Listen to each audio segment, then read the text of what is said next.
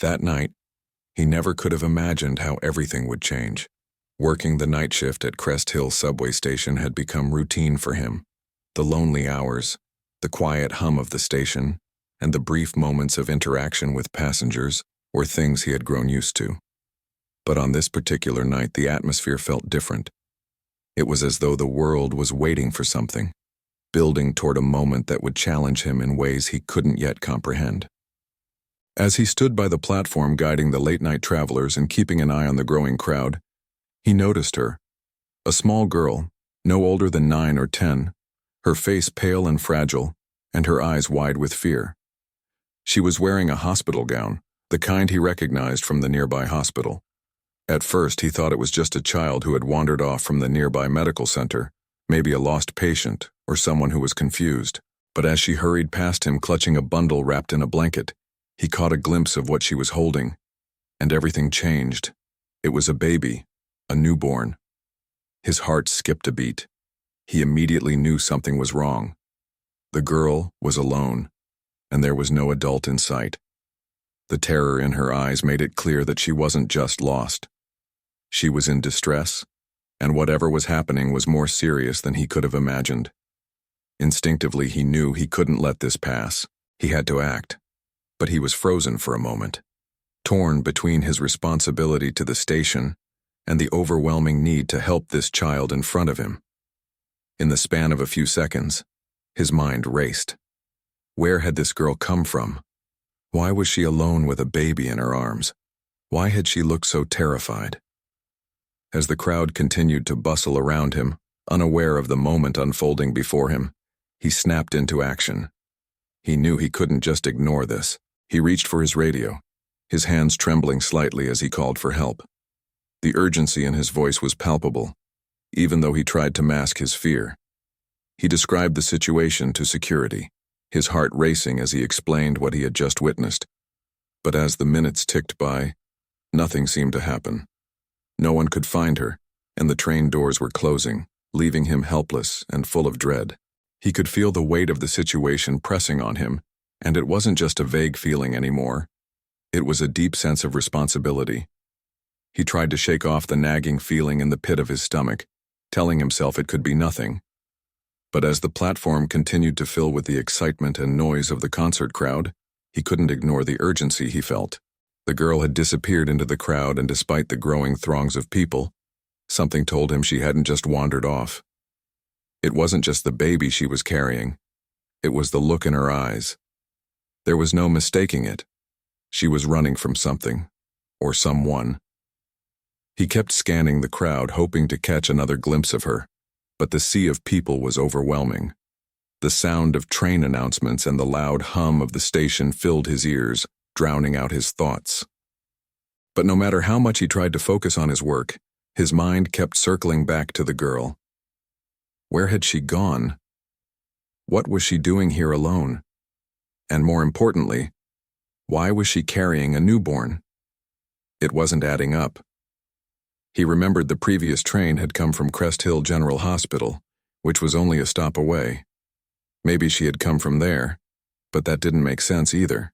Why would a child as young as her be alone at such a late hour carrying a baby, without any adult supervision?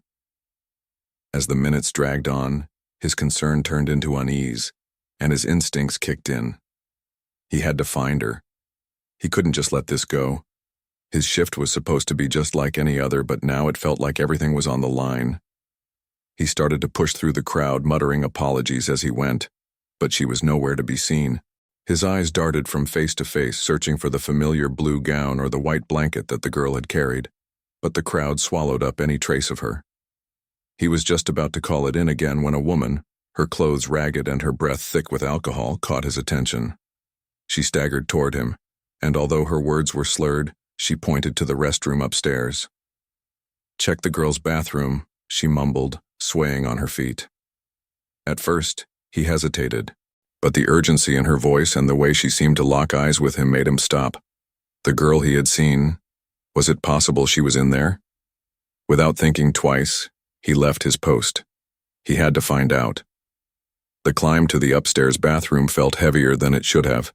every step echoing in his mind, filled with a rising sense of dread. The fluorescent lights flickered above him, casting long shadows that made the normally familiar surroundings feel strange and cold. His heart beat faster as he approached the women's restroom, his thoughts spinning. Was the girl really in there? What could possibly be going on? He had already broken protocol by leaving his post, but he couldn't shake the feeling that something wasn't right. He pushed open the bathroom door cautiously, fully expecting to find it crowded with women, all of them irritated by his intrusion. But it wasn't crowded. It was quiet, almost eerily so, and his breath caught in his throat as he stepped inside.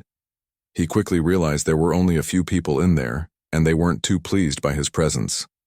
Shouts and angry glares came from every direction, but his eyes scanned the room, barely registering the angry voices.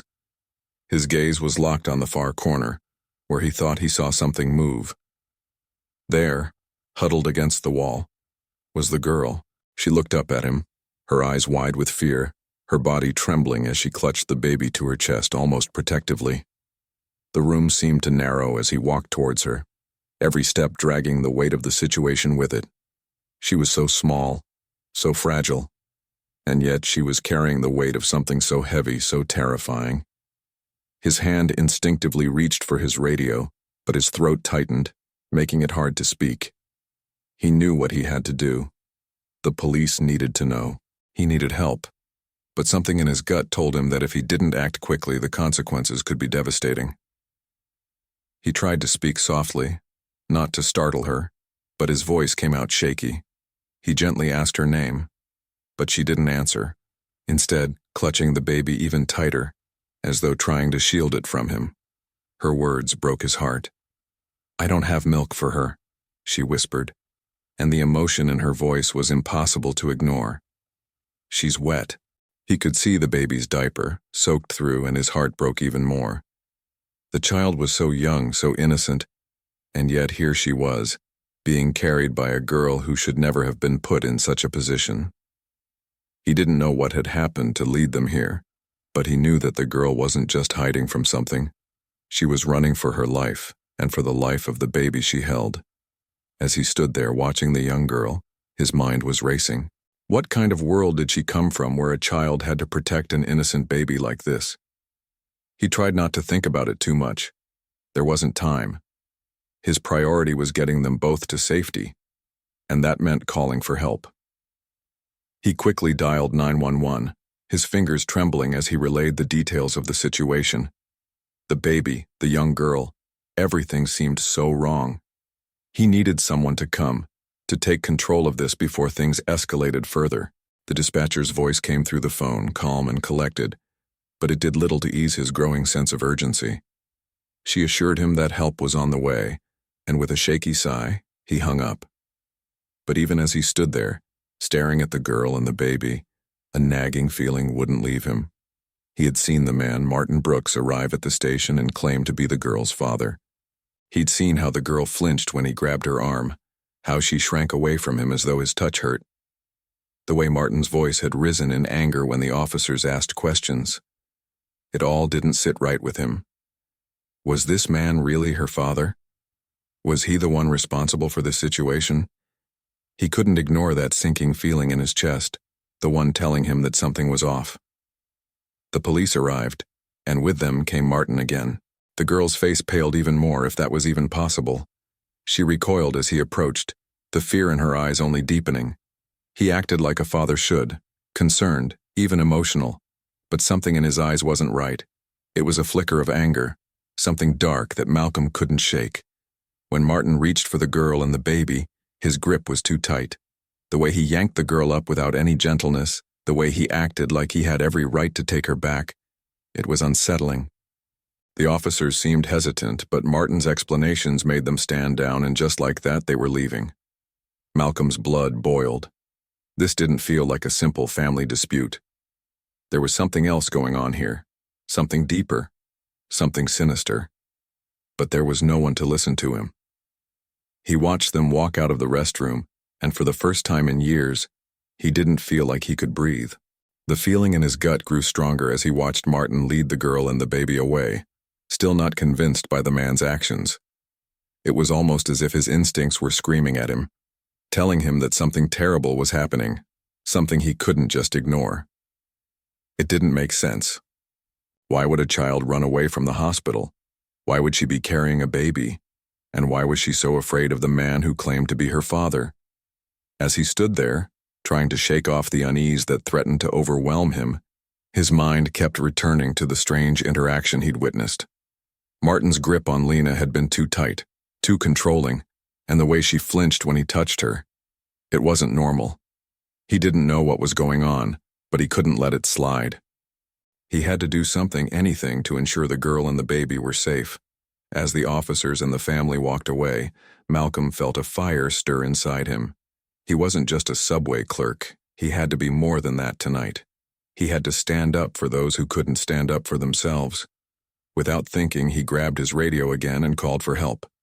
This time, though, he didn't wait for permission. He needed answers, and he couldn't trust the situation as it stood. He started asking around, speaking with the homeless woman again, hoping she could tell him more. What had she seen? What had she heard? His heart raced as she slowly began to recall more details, her voice quieter this time. She mentioned the girl showing her a surgical scar, and that was the key. It was a detail that stood out. The girl had been through something. That scar, combined with the baby, everything started to piece together in Malcolm's mind. There was no way the girl had simply run away. She had been escaping something far worse. His mind was spinning, but one thing was clear now. This wasn't just a runaway child. Something darker was at play here, and it was up to him to make sure she didn't fall through the cracks. With every second that passed, the urgency in Malcolm's chest grew. He couldn't let it go. He couldn't just walk away and pretend everything was fine when he knew in his heart that it wasn't. The more he thought about the scar on the girl's stomach, the more he realized how serious this situation had become. What kind of father would be willing to abandon a sick newborn? What kind of man would let his own daughter run away with a baby, as if it was some kind of burden? He had to find out more. With the crowd thinning and the platform quieting down, Malcolm left the station, heading toward Crest Hill General Hospital. His footsteps echoed through the empty streets as he tried to sort through the information in his head. His mind raced with 1,000 possibilities. But one thing stood out above all. The baby. Something wasn't right about the way she had been handled, and something told him that Martin's story wasn't the whole truth. By the time he arrived at the hospital, the weight of the night's events was almost too much to bear. He had no idea what he was going to find, but he knew he couldn't go back until he had answers. He walked through the entrance, the cool, antiseptic air of the hospital, almost suffocating in its sterility.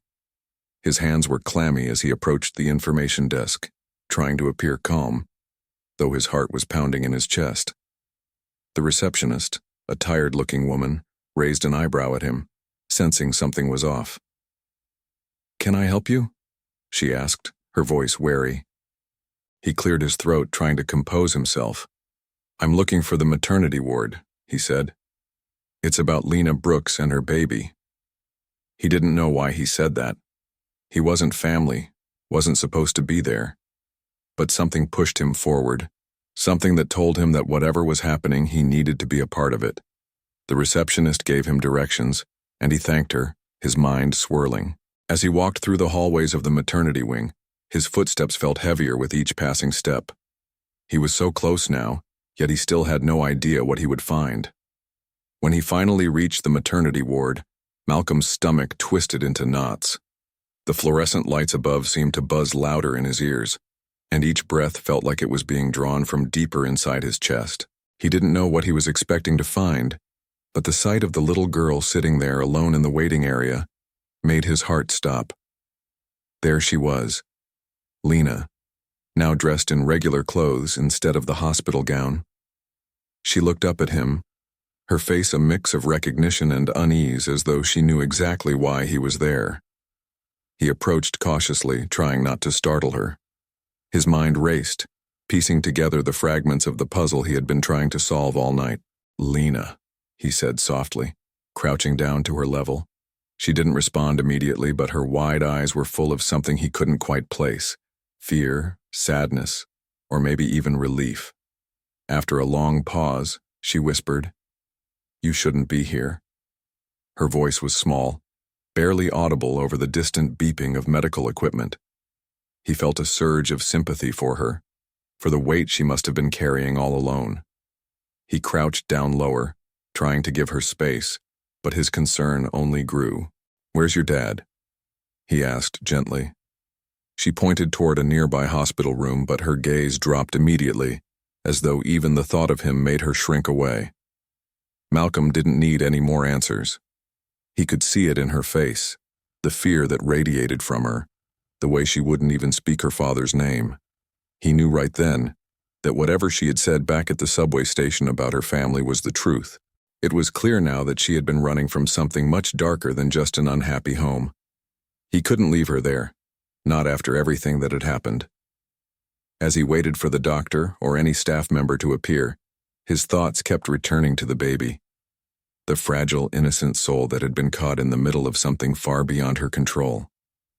And then Lena spoke again, her voice trembling. "She's my sister. She's not my baby." The words hit Malcolm like a punch to the stomach. The baby was her sister, and she was carrying her because no one else would protect her. She wasn't just a scared girl in a hospital gown.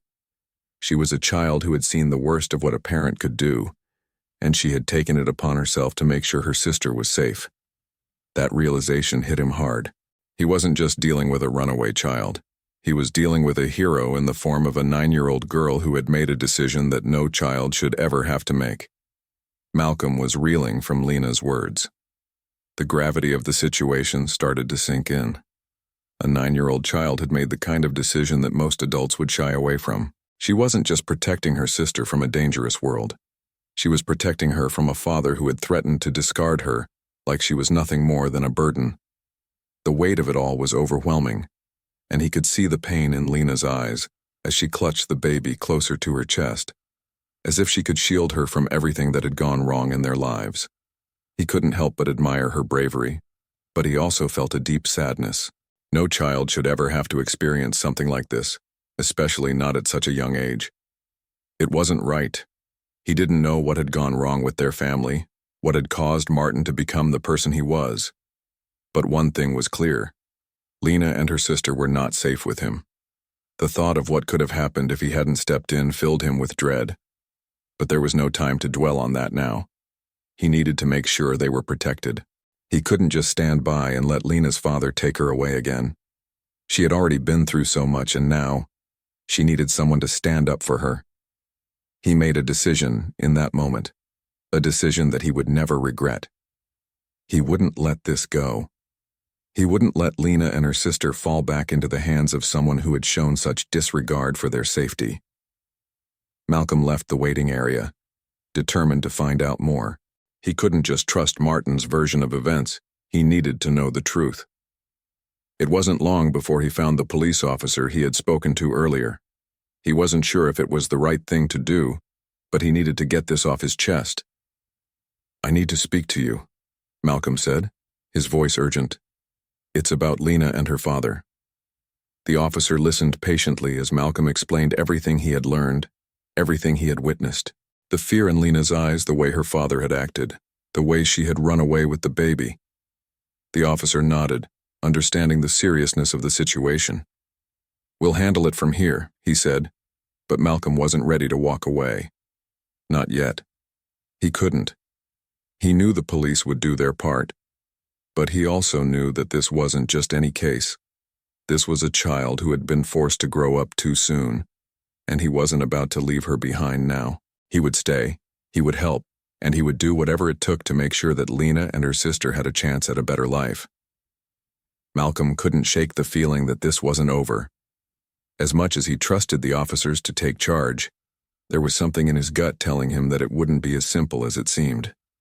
He stayed in the hospital lobby for what felt like hours, waiting, pacing, as the officers conducted their interviews. Time seemed to crawl, and every second felt heavier than the last.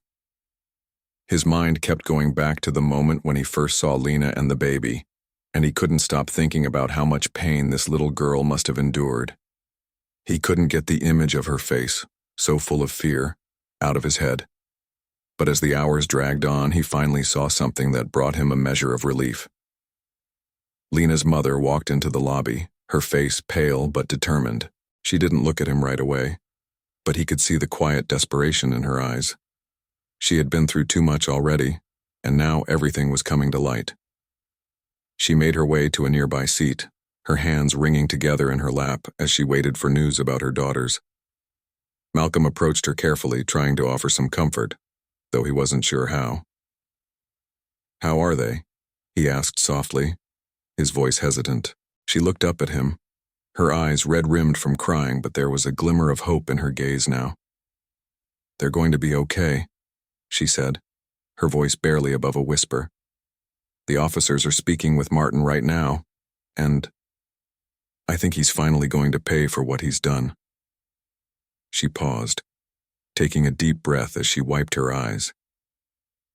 "Lena, she's been so brave. She kept telling me that everything would be okay. And now, I think I believe her." Malcolm nodded, his heart swelling with a mixture of pride and sadness for the young girl who had been forced to grow up so fast. He couldn't imagine what Lena's mother had gone through, the fear she must have felt not knowing what was happening to her daughters. But now finally things were starting to look up. The officers were getting the full story. Martin's grip on his family would soon be over. The thought gave Malcolm some peace, but it wasn't enough. He knew that this was just the beginning. Lena and her sister would need time to heal, and he couldn't just walk away. They were safe now, but the scars of what had happened would stay with them. He wanted to make sure they didn't have to go through this alone. The moment the police took Martin away, a wave of relief washed over Malcolm, but it didn't erase the impact of what he had witnessed. He stood in the hospital lobby, surrounded by the quiet hum of the night, feeling the weight of everything that had happened. The chaos of the earlier hours felt like a distant memory, but the image of Lena holding her baby sister, protecting her at all costs, was burned into his mind. That night, he learned more than he could have imagined. It wasn't just about following protocol or doing his job. It was about doing the right thing when everything inside you tells you something's wrong. It was about protecting the innocent no matter the cost. He glanced over at Lena and her mother sitting quietly together now, both safe, both relieved. It was in that moment that he realized just how much one act of courage can change everything. Lena had saved her sister, and in doing so, she had changed the course of their lives. And Malcolm, for his part, had stood by them when no one else had seen what he saw. The hours that followed felt surreal. He returned to his shift, the sounds of the subway cars, the muffled voices of passengers all felt like distant echoes. But in the back of his mind, he knew he had done something meaningful. The world felt a little different now. He wasn't just a subway clerk anymore. He was someone who had stepped up when it mattered, who had made sure that two young girls had a chance at a better life. That night changed him. He wasn't the same person who walked into that subway station hours earlier. And though he couldn't explain it, he knew he would never forget it. And neither would Lena or her sister.